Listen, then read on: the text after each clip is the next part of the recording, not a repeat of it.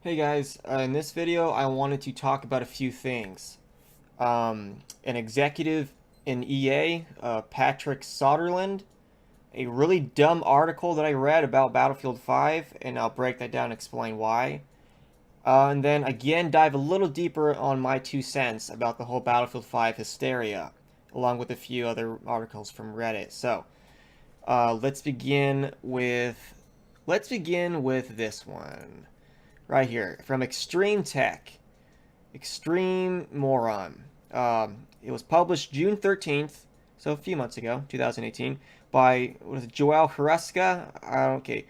My first impressions of this journalist, you've never played a game before in your life. And then when I'm done breaking down this article, I think people will agree with me. So let's start. When EA unveiled the trailer for Battlefield 5, a group of whining, grasping, misogynistic children on the internet lost their collective minds. Wow. Okay, Joel. Well, first off, World War II really didn't feature very many women, including the Red Army and all the freedom fighters.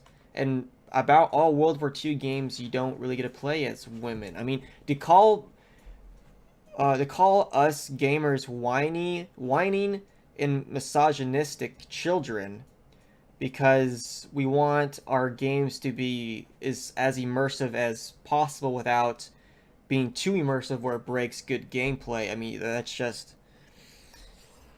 no, no. This is where you lose credibility. From someone who's taken a debate class, you don't get to call people that. Okay, let's continue. Uh, Brave champions of World War II accuracy mounted tanks, planes, and jeeps to blast dice for daring to treat its fantasy shooter that happens to clothe itself in the faintest trappings of historical accuracy if it was in fact a fantasy shooter, blah, blah, blah, blah, blah. Okay, this was just kind of what I was saying before. You can't have a good game, and I know you've never played one before, just based off of reading this article. You can't have a good game without breaking some immersion. You continue to stretch this point along. The problem with the historical accuracy argument is simple. Battlefield is not and has never been historically accurate. When a PC gamer sat down with a historian and asked about Battlefield 1, yes, okay, I see your point, but it still doesn't trump or triumph over what I'm trying to say. Incomplete weapon operation animations, improperly decorated uniforms, okay, inaccurate depicts of house-to-house fighting. I mean, what? Okay, I don't understand how this is not accurate. Far fewer weapon jams than reality. Okay, again, the game wouldn't be fun if your weapon was constantly jamming. The game wouldn't be fun if you couldn't, right here, have two people on a horse, one guy with a flamethrower. Of course, that didn't happen in World War One. I mean, maybe it did, but of course, it wasn't. This wasn't prevalent in World War One. But we have the option to do it in this game. That's why it's fun. So you do have to break immersion to make a good game. So what you're doing here is this whole article is basically saying this: because this game is so not historically accurate, that why should we care if women are allowed in the game or not? Now the problem that I have, or not this game, but this whole franchise, I guess you're trying to say, because this talks about Battlefield 1. But the problem with that is this: their examples are very small examples, like things that I mentioned, that it's all about making a good game, versus having an entirely separate gender that was never in World War One or World War Two, and their presence was so small and hardly documented because their presence, because they were just basically didn't exist. A very small fraction of it existed.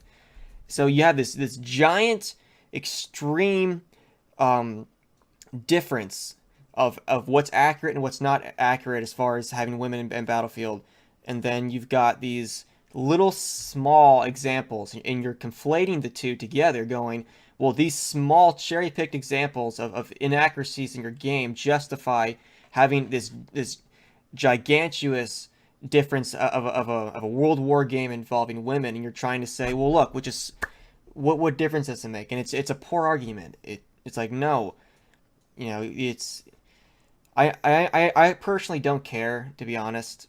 I don't, but it's this article it's pretty shitty. Um, so I just wanted to bring that up. This article is dumb, and the argument in favor for women being in Battlefield, I've yet to see a good one other than someone like myself, just saying I don't care. And then another reason why I think Battlefield is getting flack is this guy right here, the big idiot, I like to call Patrick Soderlund. I have no idea what the fuck you're doing with your marketing in the way that you talk to your fans and people who buy your fucking game. You're like, no wonder. Spoiler alert, if you didn't know, he resigned just recently. Patrick Soderlund. He was an executive of EA, chief design officer. He resigned just recently, and I think it was because he was about to get fired, and he wanted to save his reputation. A lot of people in the corporate business will do that. They'll resign right before getting fired so they can go get picked up somewhere else. And honestly, he should have been fired, if not resigned. For the reasons which I'll get to this in a second. A quote that was directed from him was, if you don't like the game, don't buy it. And from a marketing standpoint, that's pretty stupid. But now he gets into the very extreme anecdotal right here. So let's get into it. This is going to be a quote from him. Quote from Patrick. I have a 13-year-old daughter that when the trailer came out and she saw all the flack, she asked me, Dad, why is this happening? He continued, she plays Fortnite and says, I can be a girl in Fortnite. Why are so many people upset about this?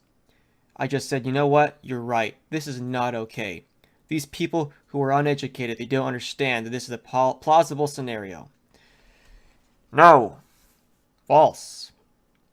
False in the sense not that it's a plausible scenario. False in saying that this is not okay. Yes, it's okay. It's very okay. There are only like maybe a handful of scenarios where you can say, I don't want women in my game. And World War II would probably be one of them. Alright? Not to mention that it's a game, it's art. You can create it to be whatever way you want. But if you're going to try and have a somewhat representation of World War II, you got to at least get the basics down, right?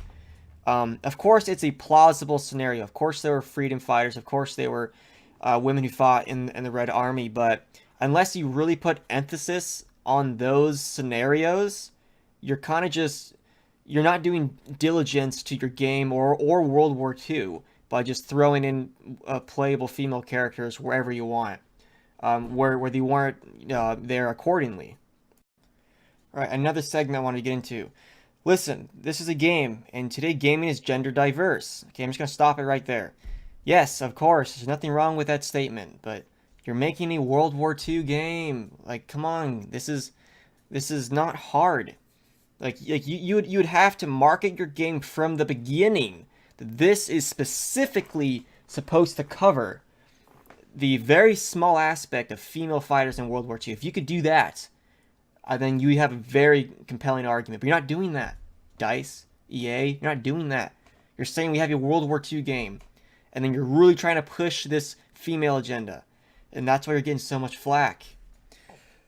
So then, of course, on the flip side, you got pages on Reddit where, why is Battlefield 5 trailer getting so much hate, yada, yada, yada. There's tons of that all over the place. So there are people on both sides, but sales are low, and sales are low.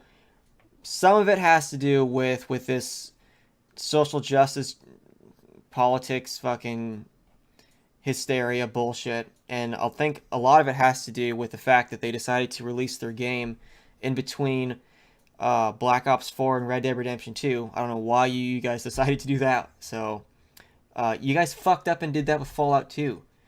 Not Fallout 2, I'm sorry. Titanfall 2. You guys released it in between COD Infinite Warfare and Battlefield 1.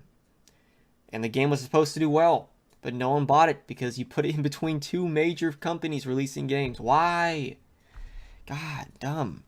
So, I'm sure Battlefield 5 will have shitty sales.